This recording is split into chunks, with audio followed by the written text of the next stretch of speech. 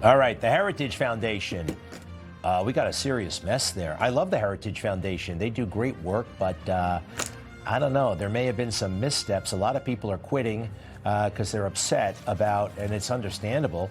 Here's actually, who is this? Kevin Roberts. He's the head of the place, and somebody confronts him because, roll that video if you have it. My understanding is that, yeah, I was just going to use the video, but okay, let's listen to it. We also could have just said nothing at all. Instead, we managed to scrape together an initial response that, at best, was equal parts incoherent, unhelpful, and naive. At worst, as others have referenced, it was more akin to a masterclass in cowardice that ran cover for the most unhinged dregs of the far right. All right, so this stems from an interview Tucker conducted with Nick Fuentes, who, in my opinion, is a total crazy person. Not that familiar, and quite frankly, I haven't watched a podcast of Tucker's in a very long time. This is blown up. The Heritage Foundation initially seemed supportive, and I'm a little bit confused, but I'd like to bring in Rabbi Yaakov Menken, Executive Vice President for the Coalition for Jewish Values, and there's been a lot of deep concern about how Heritage has handled this whole thing. Rabbi, welcome, and thank you for being here. And thank you for having me. Sir, where do things stand, and has this situation been corrected to your satisfaction? Well, things are moving. This is a rapidly moving story.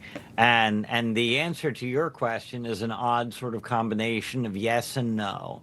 I was able to break the news on Tuesday morning on Newsmax Wake Up America that we were leaving the National Task Force to combat anti-Semitism because of Kevin Roberts, the head of Heritage Foundation, his failure to properly condemn, but not only that, to really platform and to endorse Tucker Carlson and claim that he would always stand by him. Apparently, no matter what he did wrong, he could tattoo a swastika to his forehead and Heritage would still stand with him.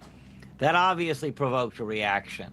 Well, tonight, I can tell you that we're probably going to be rejoining that task force because the task force itself has now left the Heritage Foundation.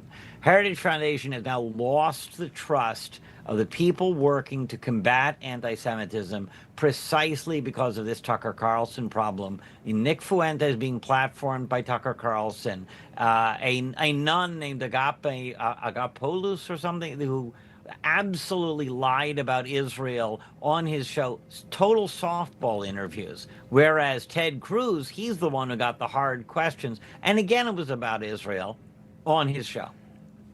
Can I ask, so just tell me again, what did Kevin Roberts is the head of the Heritage Foundation. What was the chief thing he did wrong, in your opinion?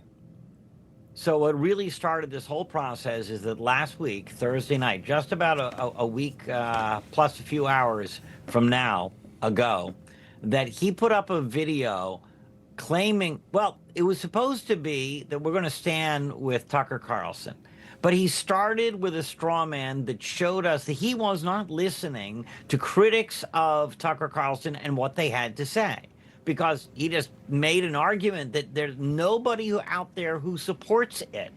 And then he went on to claim, after Tucker Carlson had said all these venomous things against the Jewish community, that it was his critics, Tucker Carlson's critics, were a venomous coalition. And they were globalists, which, of course, is a dog whistle now to the Jewish community.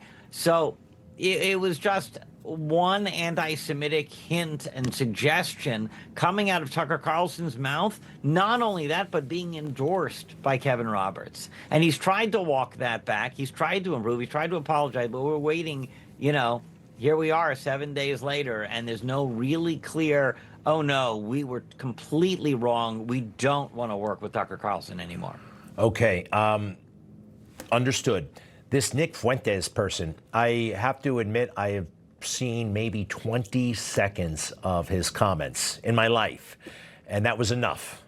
I don't understand him. I don't particularly want to understand him. I mean, is he on the rise or is he on the decline? Is this a threat or is this a total jerk maniac, and he doesn't matter. He's both, Yeah. or he could be both. He is a total jerk and maniac. The problem is that, Greg, that he is indeed on the rise. I mean, that's what everybody is saying, that he's getting a larger and larger audience. And certainly, Tucker Carlson putting him on his show and giving him a softball interview, that's how you give this complete nutcase a route into the mainstream. And yeah, I mean, he is as nuts as it gets. He says that Hitler was a really cool guy. He says that Churchill was the real villain of the Second World War. And he says that Stalin was also a person he admired greatly. This is as unhinged as it gets. And this is the type of hate that is being platformed by Tucker Carlson. Nobody should be saying, oh, Tucker Carlson, that's the guy we're all going to always stand with. It's crazy. Hey, real quick, you mentioned globalists being like a dog whistle. I never thought of it that way. When I talk about globalists, and I do sometimes, I mean the people at the UN, I mean the World Bank, I mean the World Economic Forum. These people kind of creep me out. So that we can still use that term, right? Or right? Oh, you absolutely, regarding the UN, I mean, you absolutely can. But some random coalition of globalists trying to take down Tucker Carlson, that was obviously something sinister. We have to be very vigilant about this Zoran Mandami situation. It is insane. Rabbi, thank you very much for clarifying. We're on your side here. I don't speak for the company, but I have a feeling where the company stands on this issue. I get it, too, and we really appreciate it, both from you and from Newsmax. Thank you very much, sir. We'll be right back.